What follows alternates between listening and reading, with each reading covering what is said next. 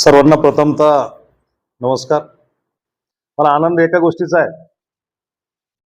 की केजमध्ये आमची पत्रकार परिषद संपली आणि केजवरून मी अंबेजोगाईला येईपर्यंत मी आमच्या पत्रकार बांधवांना फोन केला आणि केज ते अंबेजोगाई या रोड अर्ध्या तासाच्या रोडवर आम्ही प्रवास करत असताना मी फक्त भाऊंना म्हणलं आपण जाईपर्यंत सगळी तयारी होते आणि आज या ठिकाणी फक्त अर्ध्या तासाचा वेळ दिलेला असताना आपण सर्वजण उपस्थित झालात त्याबद्दल मी प्रथमतः तुम्हाला सगळ्यांचा आभार व्यक्त करतो.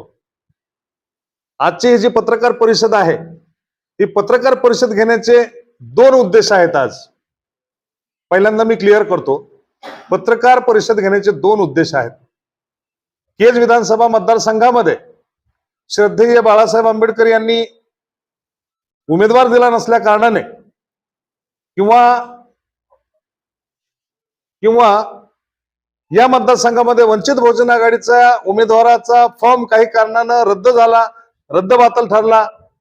हा मतदारसंघ रिकामा जाऊ नये यासाठी आपण 6 तारखेला संघर्षभूमी या ठिकाणी बैठक घेतली. त्या बैठकीला या मतदारसंघातले म्हणजे या दोन्ही तालुक्यातले तिन्ही तालुक्यातले जिल्हा पदाधिकारी, तालुका पदाधिकारी, शहर पदाधिकारी, सर्कलचे पदाधिकारी सगळ्यांना बोलवून घेऊन आपण एक बैठक आयोजित केली आणि त्या बैठकीमध्ये एका उमेदवाराचं नाव आपण सर्वानुमते पक्ष कार्यालयाकडे पाठवलं आणि पक्ष कार्यालयानेही 8 तारखेला त्याला मान्यता दिली.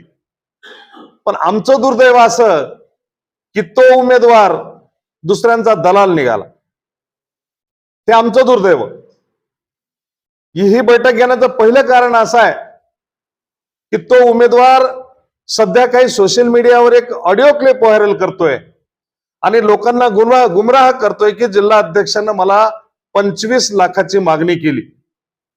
तशा पद्धतीने त्यानं माझ्यावर पोलीस स्टेशन मध्ये FIR पण दाखल केलेला आहे. पण ती ऑडिओ क्लिप अशी आहे की ज्या दिवशी आम्ही त्या ठिकाणी बैठक घेतली त्या बैठकीमध्ये आम्ही त्याला विचारलं की बाबा तू खर्च किती करू शकतो विधानसभा लढण्यासाठी, तर त्याला मला 25 लाखापर्यंत मी खर्च करू शकतो. मग त्याला मी सांगितलं की ठीक आहे 25 लाखापर्यंतची तुझी जर तयारी असेल तर ज्या दिवशी कार्यालयाचं पत्र पडेल त्या दिवशी ऍज अ जिल्हाध्यक्ष म्हणून 5 लाख रुपये तू आज आमच्याकडे डिपॉझिट कर.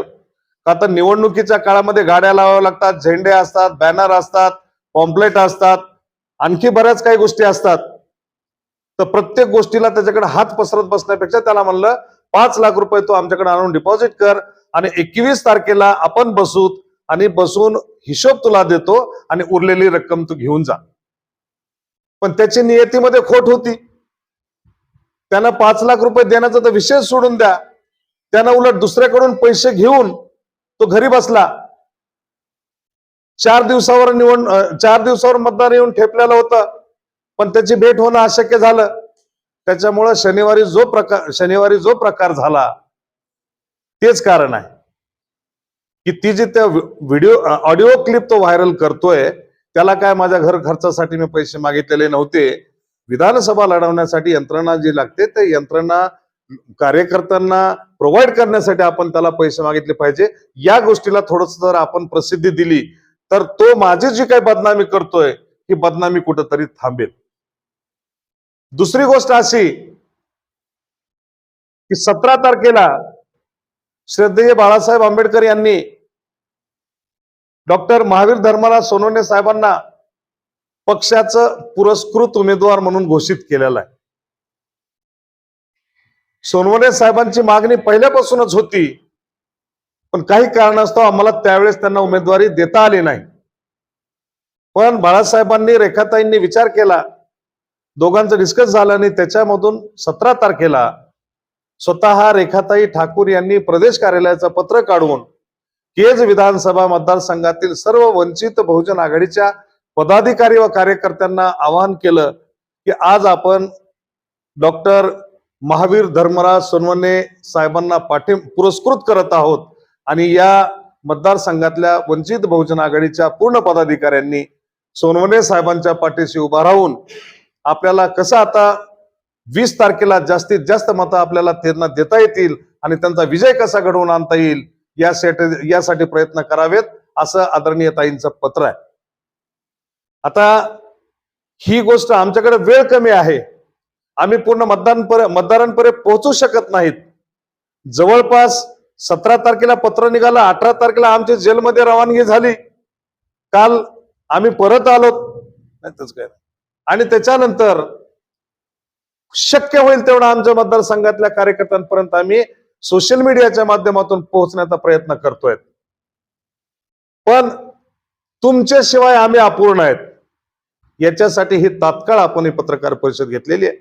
माझी पत्रकार बांधवांना विनंती आहे की हा जो मेसेज आहे आपण या मतदारसंघामध्ये पूर्ण मतदारांपर्यंत पोहोचवावा, जेणेकरून आमच्या नजरेतून चुकलेले जे काही वंचित बहुजन आघाडीचे किंवा इतर कार्यकर्ते आहेत त्यांच्या लक्षात यावं की या केज विधानसभा मतदारसंघामध्ये श्रद्धेय बाळासाहेब आंबेडकर यांनी एक डॉक्टर असलेले महावीर धर्मराज सोनवणे साहेबांना पुरस्कृत उमेदवारी दिलेली आहे, हे लोकांपर्यंत पोहोचावं यासाठी ही पत्रकार परिषद घेतलेली आहे. आणि या पत्रकार परिषदेच्या निमित्तानं मी सगळ्यांना विनंती आणि आवाहन करतो की येणाऱ्या 20 तारखेला प्रत्येक पदाधिकाऱ्यानं आपापल्या गावामध्ये आपापल्या बूथवर काम करा. नाहीतर पाटोद्याचा कार्यकर्ता निघाला केस तालुक्यामध्ये फिरायला, असं करू नका. आपल्याला वेळ कमी भेटलेली आहे. प्रत्येक कार्यकर्त्यानं जर लक्ष ठेवून आपापल्या गावातले बूथ सांभाळले, आपापल्या गावातले मतदारसंघ मतदान केंद्र सांभाळले तर अशक्य कोणतीच गोष्ट नाही. या प्रसंगी एवढंच बोलतो आणि थांबतो. आणि एक सांगायचं राहिलं की आपले